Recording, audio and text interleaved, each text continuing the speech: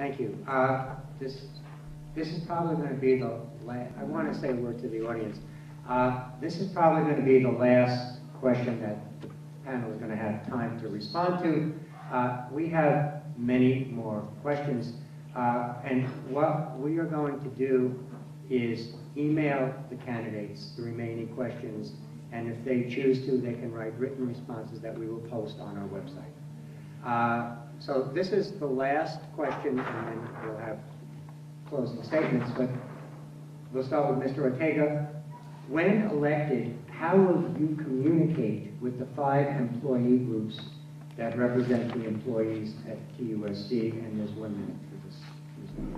Well, the first thing I'll do in my communication with the unions is look at the bills that are coming down from Phoenix and take a strong position when there are anti-labor bills.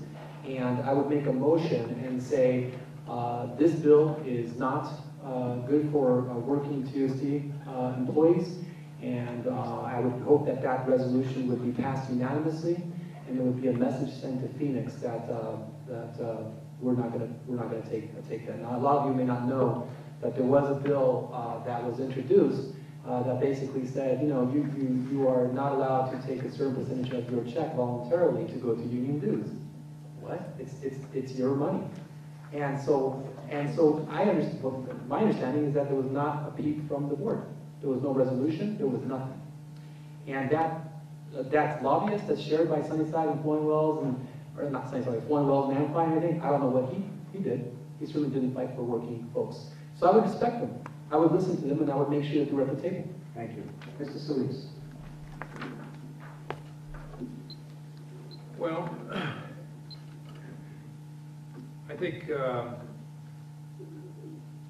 one of the critical aspects of getting a good education for our children is treating the employees at USD with respect and pay them a fair wage. I mean, we pay beginning teachers less than a prison guard at ASP. That's disgraceful. And it reflects, I think, what's become our attitude towards education. It is not what it should be. We don't treat the employees with the kind of respect that we should. And on the other hand, we've got to expect from them a good day's work, a full day's work, and a good job. And if you work together with people, you can generally get them to do their job. If we do our job, respect them and give them a living wage. You can't live in this city, you know, on $7, $8, $9, $10 an hour. It's impossible to do. Thank you. Ms. Rahal. I'm proud to say that the CWA asked me, TEA, and Eli, the administrators, have all endorsed my candidacy. I feel that part of that has to do with the way I communicate and my accessibility, and the fact that when there are decisions that need to be made, I'm always open to listening to feedback and input. I do go to schools, and after we pass policies, I go to see what the effects are at sites. I think that that's vital and important, and when I can communicate that with people to say, I understand how this happened, and I understand that, you know, when we passed, for example, we passed a small class size initiative, and we were very clear at the board level.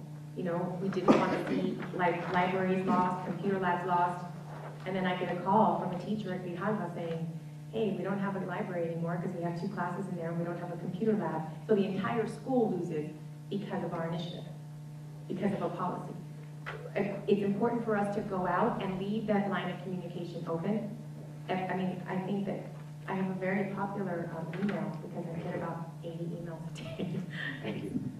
And Mr. Hicks, you get the last word. Communication. You need to be able to allow open communication, not just with the employee groups, because you have quite a few individuals that go to this, that are employees of the TUSD who are not represented by an employee group. I know I used to work for TUSD a number of years ago over on Morse Avenue. I wasn't part of ASME. So I know that there's a lot of people there. You need to be accessible, like Ms. Verhoeven is indicating. accessibility. You need to be able to be open to the people to come to you and say, you know what, this is what's going on. Although the board currently is just a policy, basically rubber stamping entity, we need to change that so employee groups can come to you and go during an open meeting and go, issue their disregards for what's going on within the district. They're the ones who know exactly what's going on. If they don't talk to you, Thank you.